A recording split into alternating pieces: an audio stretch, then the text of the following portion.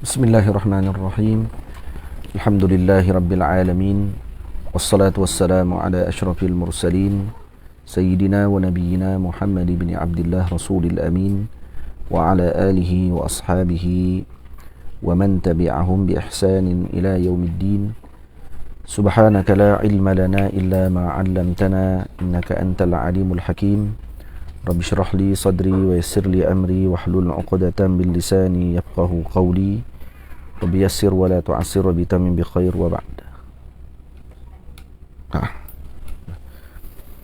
Alhamdulillah, kita panjatkan syukur kepada Allah Subhanahu wa taala dengan limpah kurnia dan izin daripada Allah dapat sama-sama kita berkumpul pada petang ini.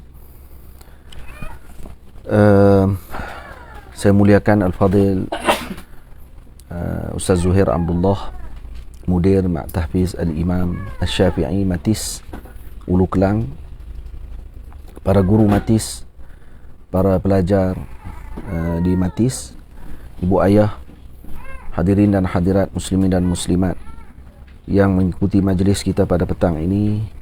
Semoga Allah Subhanahu wa taala memberikan kebaikan, rahmat dan maghfirah kepada semua berkat junjungan besar Nabi kita Muhammad sallallahu alaihi wasallam, serta menjaga dan melindungi kita semua daripada segala ujian dan bala yang sedang dihadapi oleh umat pada ketika ini. Kita sambung kembali bacaan kitab Is'a Tariqal Munir fi syarhi qasidati Isma' wa la taghtarir, karangan Sayyidi Ma'ul Ainain rahimahullahu ta'ala, pada bait yang ke-13. Kata musannif rahimahullahu ta'ala, wal azmu illam yakun yuqimuhu amalun fa innahu kal haba'i sara muntazi'i. Wal azmu illam yakun yuqimuhu amalun, dan sesungguhnya keazaman, yakni ke atas sesuatu perkara, illam yuqimuhu amalun, dan jika tidak didirikan dengan amal, fa innahu kal haba'i sara muntaza'i, maka ianya seperti debu yang berterbangan.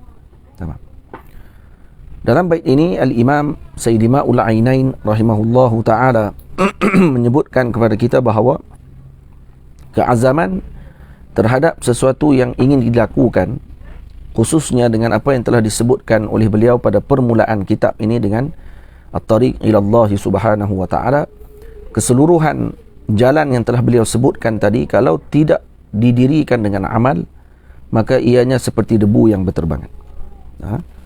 Kal haba al-muntazi'i, yakni seperti debu yang berterbangan. Al-haba, dimaksudkan dengan haba di sini adalah huwa ma yura fil quwwati kal ghubar, suatu yang kita lihat fil nafidah, contohnya pada tingkap, waktu ketika cahaya matahari menyuluh kepada tempat ataupun di tingkap rumah kita tu, kita akan perhati nampak seolah-olah macam ada debu-debu pada waktu yang nak dipegang oleh tangan tidak boleh. La yumassu bil aidi wa la yura fil dhil. Kalau duduk dalam kawasan yang tidak ada, orang panggil apa, cahaya matahari, maka kita tak nampak dia punya debu tu. Perasan tak? Pernah tengok? Kadang ada matahari masuk cahaya dia, kan kita buka tingkap rumah kita, waktu cahaya matahari memancar, dia akan nampak macam debu. Debu tu kalau kata tidak ada cahaya, tak ada debu tu, tak nampak kita, maka tu dipanggil haba. Bukan debu yang kita nampak depan mata ni, atau ghubar dipanggil. Yang debu kita, kalau kita lalu kereta kemudian pum naik dia punya debu-debu tu, dipanggil ghubar. Tapi haba lebih halus daripada tu lagi, lebih halus daripada perkara tersebut. Ini dalam lughah maksudnya. Ini dipanggil jamalul lughah, cantiknya lughah Arabiah. Dan Allah Subhanahu wa taala tak menyebut wa qadimna ila ma amilu min amalin faja'alnahu haba'an mansura. Allah Taala tak sebut faja'alnahu ghubaran mansura, dia sebut haba'an mansura, maksud lebih halus. Seolah tidak ada langsung, tak boleh dipegang terus oleh tangan.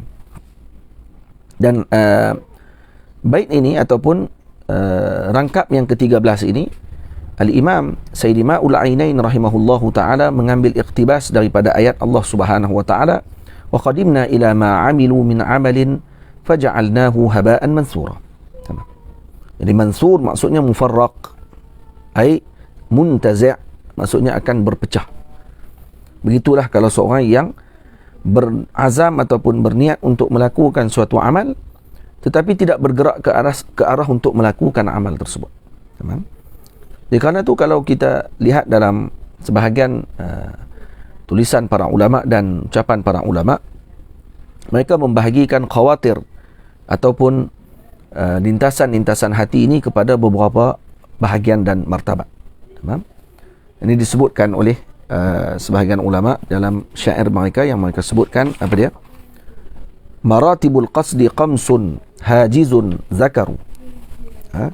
Maratibul qasdi qamsun hajisun hajisun zakaru faqatirun fahadithun nafsi fastami'a yalihi hammun wa azmun kulluha rufi'at siwa al-akhiri fafihi al-akhdhu qad waqa'a.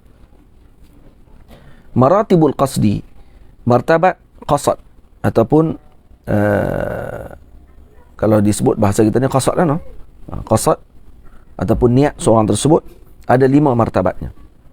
Khamsun ada 5. Yang pertama dipanggil hajisun zakaru. Para ulama menyebut yang pertama namanya hajiz. Hajiz ejanya alif lam ha bulat alif jim sin. Hajiz. Hajiz ni apa dia? Jadi sebelum tu saya sebut dulu dia punya martabat. Yang pertama hajisun. Kemudian faqatirun, yang kedua qatir dia panggil. Fahadithun nafsi, yang ketiga hadithun nafsi. Fastami'a. Yalihi hammun, kemudian yang keempat hammun. Kemudian yang kelima apa dia? Azmun kulluha rufi'at. Kesemua 4 perkara yang pertama, hajiz, khatir, hadithun nafsi, hammun, 4 perkara ini rufi'at, maknanya tidak diambil hukum oleh Allah Subhanahu wa taala. Siwal akhiri fa fihi al-akhdhu qad waqa'a, kecuali yang terakhir iaitu al-azmu, itu yang diambil hukum oleh Allah Subhanahu wa taala. Tamam?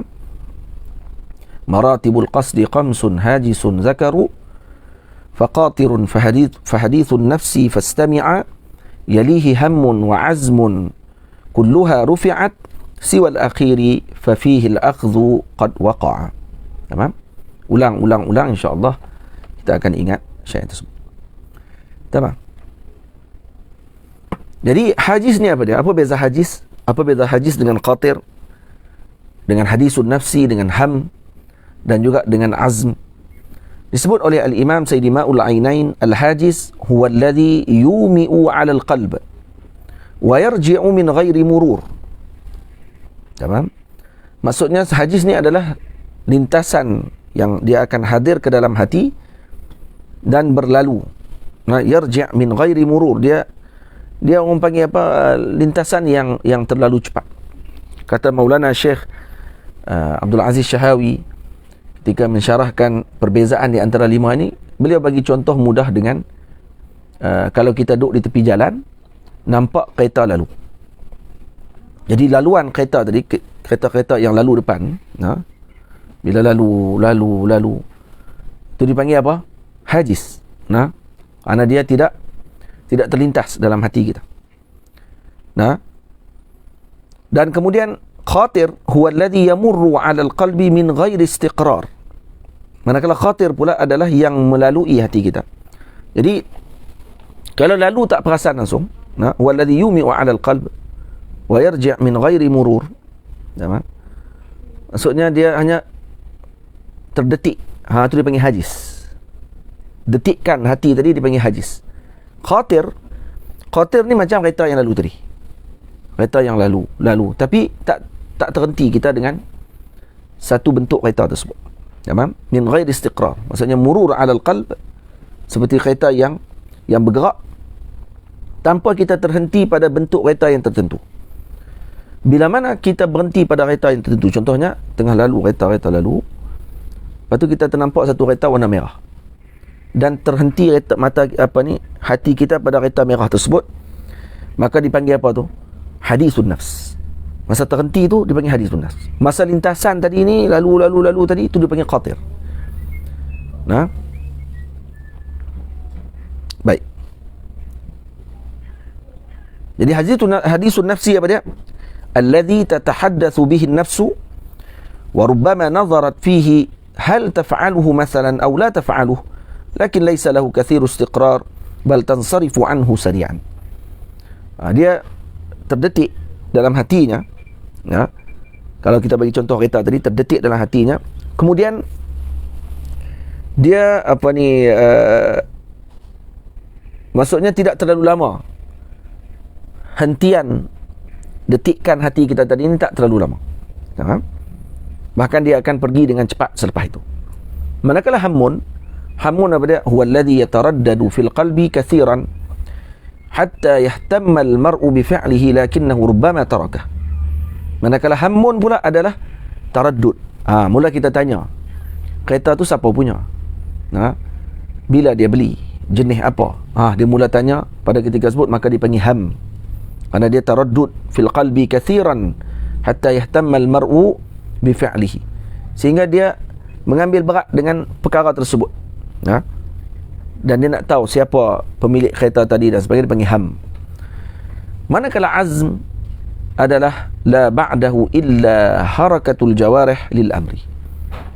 Kalau al-azm, dia akan mula bergerak untuk melihat kereta tu siapa punya.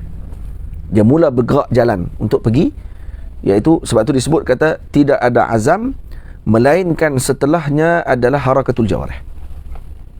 Maksud dia akan menggerakkan tubuh badannya. Iaitu azam ni berserta dengan, maksud azam di sini adalah dengan maksud an-niyah, dengan makna. Kerana azam dengan niat, sebagian ulama membezakan, kata azam adalah dengan maksud tidak disertakan dengan niat dan tidak disertakan dengan amal. Berserta dengan amal dipanggil niyah. Maka di sini al-azmu bimanzilatin niyah. Azam di sini adalah niat dengan maksudnya yang sama. Tamam? Iaitu bergerak untuk melakukan amal tersebut. Jadi bila Syekh sebut sini wal azmu illam yakun yuqimuhu amalun fa innahu kal haba'i sara muntazi'i, maknanya seorang yang berazam tapi tidak beramal dengan apa yang dia inginkan, yang sepatutnya dia lakukan tersebut, maka ia seperti debu yang berterbangan ataupun haba yang kita sebutkan tadi. Jadi kerana tu, kalau seorang kata Syekh rahimahullahu ta'ala, fa idza tamahhada ladaika hadha fa'lam annaka idza azamta 'ala al-amri kull 'azmin wa lam taqum ila 'amalih la yahsul laka minhu syai'un. Jadi kalau kamu berazam tapi kamu tidak melakukan amal untuk mendapatkan apa yang kamu azamkan tadi, maka tidak ada sesuatu pun yang kamu akan dapatkan hasilnya.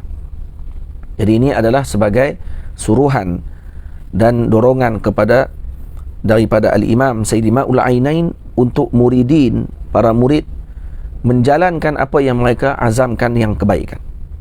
Sama ada dengan perkara yang baik, yang maksudnya azam yang baik lah ni, yang perlu dilakukan, ibadah, ilmu dan sebagainya. Itu kata beliau, kalau seorang tadi berazam untuk memahami satu ilmu tadi dengan sungguh-sungguh, maka dipegangnya kitab dan dihafalnya matan dalam satu bidang ilmu tersebut dengan sungguh-sungguh. Maka dengan keazaman tadi, kalau dia bersungguh-sungguh dengan melakukan tersebut, maka insya-Allah nanti dia akan kuasai ilmu tadi. Maksudnya kalau batan Alfiyah Ibnu Malik 1000 bait lebih, kalau dia berazam untuk nak menghafal matan tersebut, dipegangnya kitab, dimulakan hafalan walau sehari 1 bait sekalipun, maka nanti akan selesai. Tapi kalau dia berazam untuk menghafal tapi tidak memegang kitab dan kemudian tidak memulakan dia punya perjalanan untuk menghafal tersebut, maka selepas 3 tahun pun dia akan sebut kata, kalaulah aku pegang 3 tahun lepas lagi, macam tu lah, dia akan ulang 3 tahun balik, sama juga. Dia tak akan berlaku apa-apa. Boleh faham? Macam itulah dengan seorang yang bila mana dia melihat ketika terbit keazaman dia untuk menjadi orang yang baik, maka segera untuk melakukan kebaikan, segera untuk dia melakukan ibadah, segera untuk dia menuntut ilmu di jalan Allah Ta'ala. Itu sepatutnya dia lakukan, dan pada ketika itu baru dia akan melihat hasilnya setelah dia beramal dengan apa yang dia lakukan. Kalau tidak, maka ianya seperti debu yang berterbangan, tidak ada apa nilai sekalipun, walaupun dia berazam dengan puluhan jutaan azam yang baik-baik sekalipun. Baik, bagaimana dengan niat yang baik-baik yang perlu dihasilkan, yang perlu diniatkan oleh seseorang? Ya, dan juga bagaimana dengan perkataan para ulama, niyatul mar'i khairun min amalih. Niat seorang itu lebih baik daripada amalnya. Maka dia adalah sudut yang berbeza pada pemahaman perkara tersebut. Jadi Al-Imam Sayyidi Ma'ul Ainain rahimahullah membicarakan tentang azam untuk melakukan amal, khususnya setelah beliau membincangkan tentang perkara yang sepatutnya dilakukan untuk jalan menuju Allah. Maka nak menuju Allah Ta'ala, kamu tak bergerak dengan apa yang telah aku cadangkan dan aku sarankan, maka kamu tak akan dapat apa-apa. Aku cerita berkenaan dengan mengelakkan dengki, tapi kamu masih mendengki. Aku menceritakan tentang berkenaan dengan takwa, kamu masih lagi tidak takwa. Maksud tak bergerak ke arah untuk beramal dengan perkara tadi, maka tidak akan mendapatkan hasilnya. Tamam? Manakala masalah berkaitan niyatul mar'i khairun min amalih, niat seseorang lebih baik daripada amalnya, dan juga saranan para ulama untuk memperbanyakkan niat-niat yang baik. Jadi niat yang baik tadi dengan bukan hanya sekadar berniat semata-mata saja, dengan hadirkan niat, bukan gitu saja, tapi berniat dengan makna apa dia? Untuk mengamalkan perkara tersebut. Kalau diberikan leluasa oleh Allah Ta'ala, saya akan mengamalkan perkara tadi, maka kena letakkan keazaman sedemikian, barulah niat tadi akan mendapatkan kebaikan dan juga mendapatkan orang panggil apa, sesuatu yang menunjukkan dan memberikan kebaikan di sisi Allah Subhanahu wa taala. Tamam. Wala takunu mithalan lillati naqadat, dan jangan kamu jadi la takunu mithalan lillati naqadat. Saya berpesan kepada kalian, kata Sayyidi Ma'ul Ainain rahimahullah pada bait yang ke-14, wahai para murid dan pelajar, wala takunu mithalan lillati naqadat, dan janganlah kalian merobek perjanjian seperti mana yang telah dilakukan oleh seorang wanita yang merungkaikan li ghazliha khawfa ibtalin limuntafi'i, yang merungkaikan tenunannya kerana bimbang terbatal amalnya kepada sesuatu yang bermanfaat dengannya. Jadi di sini Al-Imam Sayyidi Ma'ul Ainain rahimahullahu ta'ala memberikan pesan kepada kita para murid dan para muta'allim, dan juga kepada yang mengikuti jalan ini, agar tidak merungkaikan perjanjian kita dengan Allah dan Rasul sallallahu alaihi wasallam, dan seperti mana yang telah dilakukan oleh seorang perempuan tua yang disebutkan di dalam Al-Quranul Karim, yang mana Allah Subhanahu wa taala sebut wala takunu kallati naqadat ghazlaha min ba'di quwwatin. Ini iktibas daripada ayat tersebut. Maka Syekh sebut wala takunu mithalan lillati naqadat li ghazliha khawfa ibtalin limuntafi'i, ya, limuntafi'i, bukan limuntif, muntafa'ina, bukan muntafi'i, limuntafi'i. Itu kata Imam Kalbi dan juga Imam Muqatil rahimahullahu ta'ala, perempuan yang dimaksudkan dengan ayat ini adalah seorang perempuan Quraisy yang namanya Ritah bintu Amr bin Sa'ad bin Ka'b bin Zaid bin Tamim, yang beliau ni merupakan orang yang sangat bodoh, hamqa, kharqa, orang yang sangat bodoh, biha waswasah, dan dia ada waswas yang sangat kuat. Dia akan ambil tenunan dan dia panggil orang untuk tolong dia menenun kain daripada pagi sampai ke petang dengan bulu binatang dan sebagainya, dengan wabar. Wabar bulu apa? Bulu unta. Suf, bulu biri-biri. Wabar bulu unta. Wabar, suf, dan juga sya'ar. Dan bulu-bulu ni diambil dan kemudian ditenun sampai petang. Dia akan suruh robekkan balik, buang balik semua tenunan tersebut. Jadi dah jadi baju dah, contohnya dah jadi permaidani, dikeluarkan balik tenunan tersebut dan dirosakkan. Maka ini adalah misal kepada orang-orang yang mana telah mengambil perjanjian, disusun dah perjanjian tu dengan baik, kemudian dia robekkan perjanjian tadi, Allahumma salli ala sayyidina Muhammad, dan menjadi orang yang sia-sia pada amalnya. Tamam?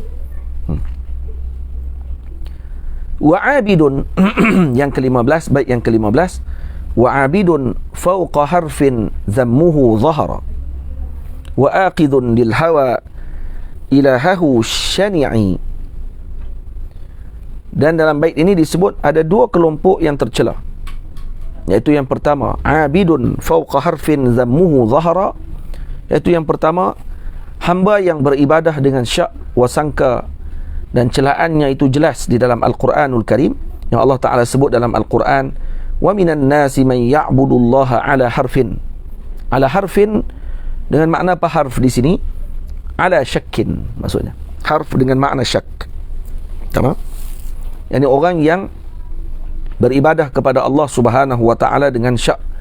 Dan yang kedua, orang yang menjadikan hawa nafsunya sebagai Tuhan, yang diturutinya maka turut dicela perbuatan mereka tersebut. Jadi ada dua kelompok yang dicela dalam bait ini dalam Al-Quranul Karim, iaitu hamba yang mana selalu syak dengan amal yang dia lakukan, dan kemudian yang kedua orang yang mengambil hawa nafsunya sebagai Tuhan.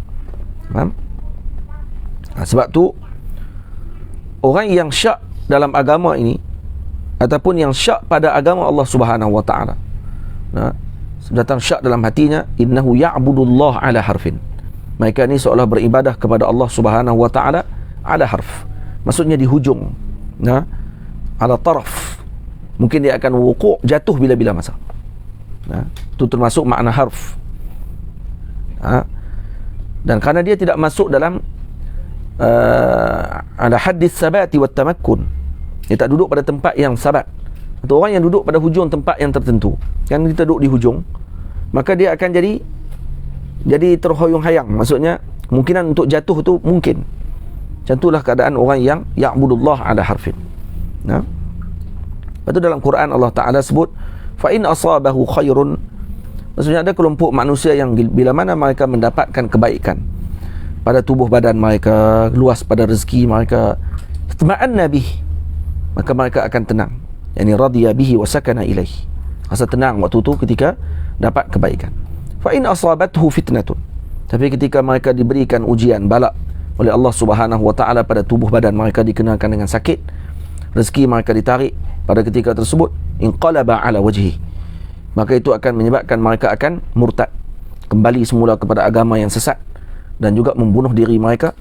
Qasirad dunya wal akhirah, dan mereka ini adalah orang-orang yang rugi dunia dan akhiratnya, dan disebut zalika huwal qusranul mubin. Allah Ta'ala sebut inilah orang-orang yang sangat rugi, yang jelas kerugian mereka.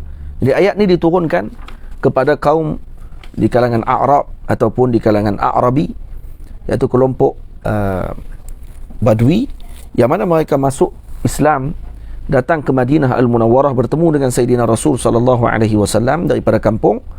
Bila mana masuk ke Madinah dan mereka masuk Islam, tubuh mereka jadi sihat, jadi kuat. Kemudian kuda dia keluar beranak-anak. Nah, bila balik ke kampung, hasil tanaman dia luas, bini dia pun mengandung, keluar dapat anak yang sihat. Dia akan kata hadza dinun hasan, ini agama yang bagus ni. Sebab apa? Sebab bila saya masuk, maka saya dapat nikmat yang banyak setelah tu. Jadi dia perhati dengan benda tu. Tapi bila saya beramal ni, ada orang macam tu. Dia ada orang yang beramal dengan satu amalan, bila dia dapat tu benda, baru dia kata, memang amalan ni memang kuat betul, dia kata. Sebab bila saya buat, baru saya dapat kata. Dia bukan tengok dengan Rabbul Amal, bukan tengok dengan Rabb yang telah menjadikan taufik kepada dia untuk dia beramal. Sebab tu yang paling besar sebenarnya bagi kita untuk kita bersyukur adalah diberi taufik untuk amal. Bukan amal tu sendiri, taufik untuk amal tadi pun dah perlu kita bersyukur kepada Allah Ta'ala. Betul lagi amal lah.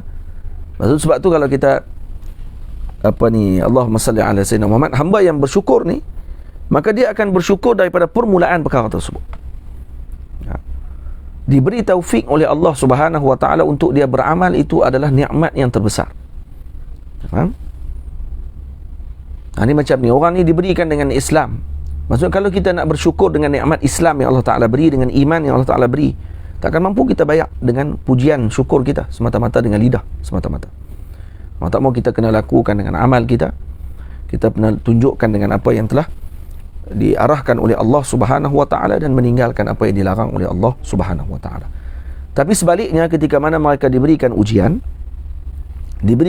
oleh Allah Subhanahu wa taala dengan sakit, anak mereka meninggal ke, ataupun binatang mereka tidak keluarkan hasil, tanaman mereka tidak mengeluarkan hasil pada tahun tersebut dengan baik, maka mereka akan kata hadza dinun syarr. Ini agama yang teruk, kata dia. Saya masuk agama ni dengan harapan boleh dapat kekayaan. Rupa-rupanya dapat benda yang tidak elok. Akhirnya mereka murtad dan mati dalam keadaan tersebut. Dan ini adalah golongan munafik yang masuk ke dalam agama Allah Ta'ala bukan dengan niat yang tulus. Lepas tu kita doa kepada Allah, moga-moga kita tidak termasuk dalam nifak tersebut. Dan ini perkara yang dibimbangi, yang sering diminta oleh para sahabat Nabi Ridwanullah alaihim ajma'in untuk menjaga iman mereka. Karena kita dalam zaman ujian sekarang ni. Yang kita sebut dah banyak kali. Allah Ta'ala uji kita dalam masa setahun saja. Sebelum ni, kalau umur kita 40 tahun, 39 tahun kita dalam keadaan yang diberikan dengan nikmat yang pelbagai. Setahun saja kita diberikan dengan ujian, kita dah mula persoalkan. Kalau kita persoalkan, na'udzubillah min zalik, moga-moga kita tidak mempersoalkan perkara tersebut. Faham? Dan moga-moga kita jadi di kalangan hamba-hamba yang sentiasa bersyukur kepada Allah Subhanahu wa taala dengan nikmat yang telah Allah Ta'ala berikan kepada kita. Tamam. Yang itu dimaksudkan dengan wala takunu misalan la wa abidun fawqa harfin zammuhu zahara. Ini hamba yang mana mereka ini beribadah dengan syak wa sangka kepada Allah Subhanahu wa taala, dan mereka beribadah kerana dengan tujuan-tujuan yang tertentu. Kami nak dapatkan ini, nak dapatkan ini. Sebab tu antara perkara yang dicela, walaupun tidaklah tu saya kata ni sisi pandang yang berbeza. Ada orang kadang beramal dengan satu amal. Bila orang tanya bagi kepada dia selawat, maka dia akan tanya, selawat ni dapat apa ni kalau saya buat? La ilaha illallah. Selawat ni kalau kamu selawat, maknanya kamu telah diberi taufik oleh Allah Ta'ala untuk melakukan amal yang teragung. Kerana kamu mencintai Nabi SAW. Ni apa amalan lagi yang kamu nak dapatkan daripada selawat, melainkan kecintaan daripada Allah dan Rasul SAW. Dah akutlah dia kata akut rezeki dari luar ke. Yang tu jangan jadikan tu sebagai tujuan utama. Jadikan tu tujuan utama bermaksud kita telah lari daripada perkara yang sepatutnya kita tujukan, Allah dan Rasul sallallahu alaihi wasallam. Seorang tadi kalau nampak Rasul dengan nampak mah di tepi dia, mana dia nak pilih pada waktu tersebut?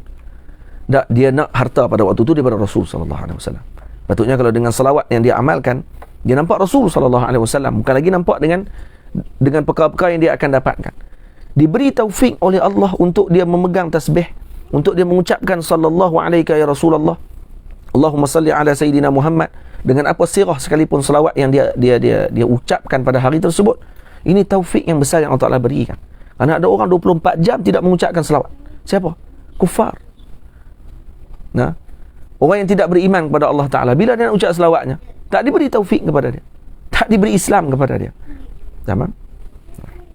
Jadi boleh berselawat tadi pun itu adalah nikmat yang besar, yang sepatutnya kita bersyukur dengan perkara tersebut. Yang sepatutnya kita sentiasa berfikir dengan kesyukuran tadi. Barulah kena fikir macam tu.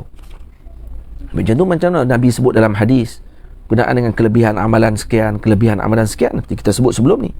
Al-Imam Ibnu Athaillah radhiyallahu taala anhu menyebutkan kata antara hikmah kenapa Nabi sebutkan perkara tadi adalah untuk memberikan semangat dan juga panduan kepada orang-orang yang terlepas daripada amalan tadi pada ketika mana waktu mereka lupa. Jadi ini peluang Allah Ta'ala bagi.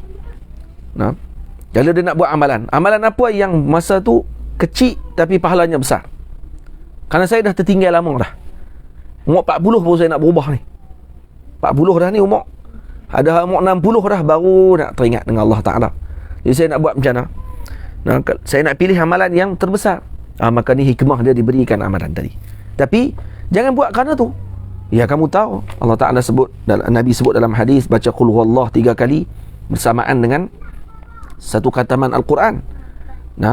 Jadi setiap hari dia beramal dengan 3 kali qul, 4 kali qul ya ayyuhal kafirun, samaan dengan satu kali Al-Quran, satu khataman Al-Quran. Kemudian dibacakan wirid ini, kamu akan diberikan oleh Allah Ta'ala dengan rezeki yang melimpah ruah. Kamu bagi makan kepada anak kamu dan juga keluarga kamu, dan diberikan tausiah alal iyal. Pada hari Ashura, kamu akan diberikan, tidak akan fakir dalam masa setahun tersebut. Dan ini mujarrab. Kenapa dibuat macam tu? Disebutkan amal-amalan tadi meraihkan ni jiwa manusia ni yang sentiasa dalam keadaan yang selalu melihat kepada faedah. Sebab tu kata Al-Imam An-Nawawi rahimahullahu ta'ala, syariat meraihkan perkara tersebut, tidak menafikan perkara tadi.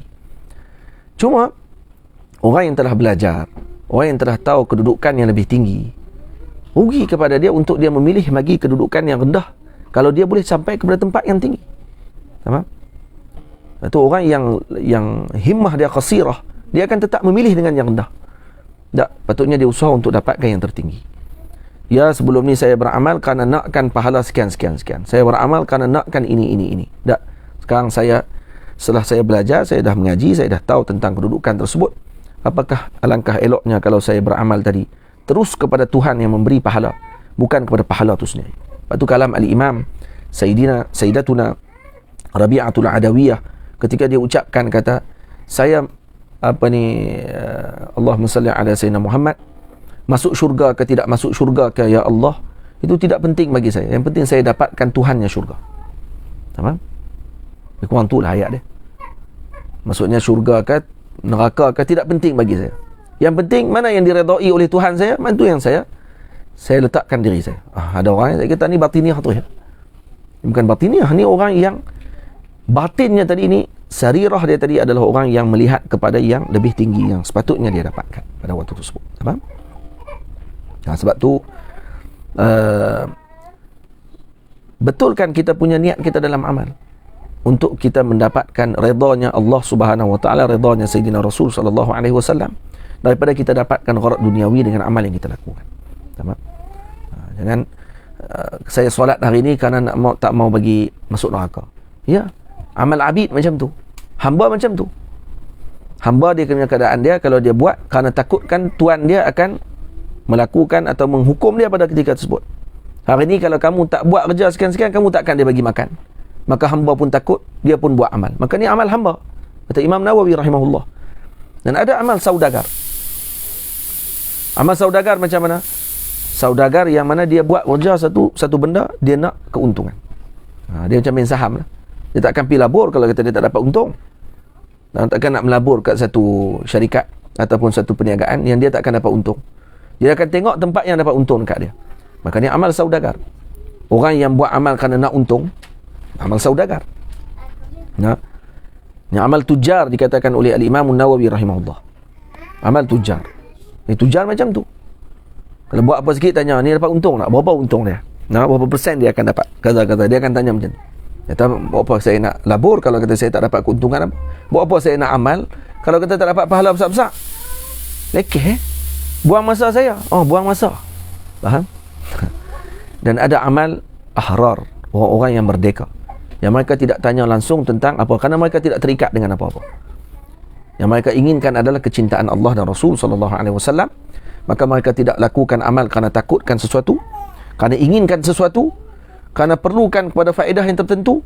Sebaliknya mereka nakkan kepada yang memberikan faedah itu sendiri. Faham? Boleh faham? Sebab tu, moga-moga kita dijadikan oleh Allah Subhanahu wa taala sebagai orang-orang yang beramal kerana Allah Subhanahu wa taala. Dan kemudian yang kedua yang dicela dalam Al-Quran adalah orang yang menjadikan nafsunya sebagai Tuhan. Dalam Quran Allah Ta'ala sebut, afara'aita man ittaqada ilahahu hawahu. Tidakkah kamu melihat orang-orang yang menjadikan Tuhannya sebagai hawa nafsunya sebagai Tuhan? Yang ini mentaati hawa nafsunya. Kerana tu hawa nafsu dipanggil hawa. Kenapa hawa nafsu dipanggil hawa? Kerana tahwi au yahwi sahibahu ila nar. Dia akan membawa sahibnya ataupun orang yang mengikutinya tadi ke dalam neraka Allah Ta'ala. Kerana tu orang yang mengambil hawa nafsu sebagai Tuhannya, sebagai ikutan apa yang dia ikutkan, maka ketika tu dia akan dimasukkan ke dalam neraka Allah Subhanahu wa Ta'ala. Kerana tu disebut dalam hadis Nabi SAW menyebut ma'ubida tahta dhillis sama' abghadu ila Allah min hawa. Tidak ada sesuatu yang disembah di bawah langit yang lebih dibenci di sisi Allah melainkan hawa nafsu. Faham? Jadi maknanya hak menyembah berhala, hak menyembah kaza ni ya dibenci oleh Allah Ta'ala. Tapi menyembah hawa nafsu yang dia tak nampak kata dia sembah berhala sekarang ni, tapi dia ikut nafsu dia, maka ni lebih dibenci oleh Allah Subhanahu Wa Ta'ala. Faham? Dan hawa ini kata para ulama adalah pengurangan daripada kalimah hawan. Al-hawan maknanya pada kehinaan. Al-hawan dibuang nun jadi hawa. Maka kerana itu disebut dalam sebahagian syair, nunul hawani minal hawa masruqatun. Nunul hawani minal hawa masruqatun. Nun hawan, hawan ada nun, daripada hawa tu dicuri jadi hawa. Fa asiru kulla hawan asiru hawanin. Maka setiap yang mana menjadi tawanan kepada hawa nafsunya, maka mereka adalah tawanan kehinaan. Dan juga disebut dalam sebagian syair lagi, innal hawa lahuwal hawan. Innal hawa lahuwal hawani bi'ainihi. Lahuwal hawanu bi'ainihi. Sesungguhnya hawa itu ianya adalah hawa nafsu itu sendiri, adalah kehinaan itu sendiri. Fa idza hawaita faqad laqita hawana. Waktu ketika kamu mengikuti nafsu, maka kamu telah bertemu dengan kehinaan. Nampak? Dan juga disebut oleh sebahagian syair, apa dia? Idza talabatkan nafsu yawman bi syahwatin. Kalau satu hari nafsumu menuntutmu untuk melakukan syahwat, wa kana ilaiha lil khilafi tariqu, maka kepada perkara tersebut, wa kana ilaiha lil khilafi tariqu fad'ha wa qalif ma hawaita fa innama hawaka aduun wal khilafu sadiqu. Wa kana ilaiha lil khilafi tariqun. Kalau satu hari nafsumu menuntutmu dengan syahwat, maka ada jalan untuk kamu bercanggah dengannya. Fada'ha, tinggalkan nafsumu. Wa khalif ma hawaita, tinggalkan nafsumu, syahwatmu tadi, dan berbeza dengan apa yang kamu inginkan. Fa innama hawaka aduun, hawa kamu tadi adalah adu, musuhmu. Wal khilafu sadiqu, maka khilaf itu adalah, ini khilaf dengan hawa nafsu tadi itulah temanmu sebenarnya. Lepas tu ada Sayyidina Umar radhiyallahu ta'ala anhu yang saya cerita sebelum ni. Sayyidina Maulana Al-Imam Ali Jum'ah hafizahullahu ta'ala ceritakan tentang kisah seorang Yahudi yang mana dia ni doanya mustajab. Yahudi doanya mustajab. Yahudi tapi doa mustajab. Doa apa pun jadi. Sayyidina Umar jumpa dengan dia, tanya kepada dia, apa yang kamu buat sehingga kamu dapatkan, bukan dia doa mustajab, dia boleh tahu apa yang ada dalam hati orang. Yahudi ni boleh tahu apa yang ada dalam hati seseorang. Satu hari, dan dia boleh tengok mawaraul hijab, di sebalik dinding dia boleh nampak, punya cerah mata dia sampai tahu tu. Satu hari Sayyidina Umar datang, kemudian Sayyidina Umar duduk depan pintu dia tak buka pintu. Sayyidina Umar ketuk aja pintu. Tu dia tanya, kamu Umar, kamu datang buat apa dengan hunus pedang macam tu? Sayyidina Umar dah bawa pedang lah. Dia kata, kenapa kamu hunus pedang macam tu? Tu Sayyidina Umar minta dia buka. Bila dia buka, Sayyidina Umar tanya, apa yang kamu buat sampai kamu boleh tahu macam tu sekali? Sayyidina Umar radhiyallahu ta'ala anhu antara sahabat yang disebut oleh Nabi minal muhdathin, orang-orang yang diberikan oleh Allah Ta'ala dengan ilham boleh tahu benda yang akan datang. Nabi SAW sebut setiap umat ni ada muhdathin, orang-orang yang boleh untuk mengetahui perkara yang akan datang. Maksud diberi ilham oleh Allah Ta'ala, diberikan karamah oleh Allah Ta'ala macam tu. Dan Sayyidina Umar salah seorangnya. Sayyidina Umar salah seorang daripada orang tersebut. Kemudian Sayyidina Umar tanya kepada dia, apa yang kamu buat? Kata dia, satu saya buat, dia kata, benda yang diinginkan oleh nafsu saya akan mukhalafah. Mana-mana yang nafsu saya suka, saya akan memilih lawan dia, kerana saya tahu yang lawan dia tadi itu yang baik. Nafsu saya nak satu benda, tamam, ataupun nafsu saya tak suka satu benda, saya akan buat lawan dengan dia. Jadi apa-apa saja pun saya akan tengok dengan nafsu saya. Dia suka, saya akan lawan. Dia tak suka, saya akan buat. Faham? Macam tu dia punya mi'yar ataupun dia punya penanda aras dia. Jadi Sayyidina Umar kata, alangkah baiknya kalau kamu masuk Islam, dan itu lebih baik bagi kamu, kata dia. Kamu akan dapat yang lebih baik daripada tu lagi. Dia kata, bagi masa kat saya 3 hari. Itu saya fikir. Selepas 3 hari Sayyidina Umar datang dan dia beritahu dia dah masuk Islam. Dia nak masuk Islam, dia kata. Mengucap dia kalimah syahadah, dan Sayyidina Umar tanya, apa rahsia kamu masuk Islam? Dia kata, 3 hari itu aku letakkan Islam dalam jiwaku, dan tidak ada benda yang paling aku benci melainkan Islam. Dan aku tahu, kata, itulah yang paling benar. Faham? Dia kata, yang paling aku benci Islam, dan aku tahu, kata, yang paling aku benci itulah yang betul. Karena kan dia akan lawan dengan nafsu dia. Nafsu dia suruh tinggalkan Islam. Dan dia tahu, kata, yang tu yang paling tepat sekali, iaitu memilih Islam. Dan akhirnya dia masuk Islam dan jadi seorang yang salih, wali Allah Subhanahu wa taala di kalangan para tabi'in. Tamam? Fada'ha wa qalif ma hawaita fa innama hawaka aduun wal khilafu sadiqu. Insyaallah minggu hadapan ataupun minggu yang akan datang kita akan bincang yang bait yang ke-16. Wa man idza qila yattaqi yura ghadiban fahasbuhu min wa'idin haitsu yartadi'i. Nah, wa man idza qila yattaqi yara ghadaban atau ghadiban. Dan satu lagi sifat yang dicela oleh Allah Subhanahu wa taala ialah seorang yang bila dipesan kepadanya agar bertakwa, maka terlihat padanya kemarahan. Fahasbuhu min wa'idin haitsu yartadi'i. Maka cukuplah baginya ancaman di dalam Al-Quran yang dengan sebabnya akan menjauhkan dia daripada maksiat yang dilakukan olehnya. InsyaAllah minggu depan kita akan bincang, dan mungkin 2 kali pertemuan lagi kita akan khatamkan kitab ini insyaAllah ta'ala.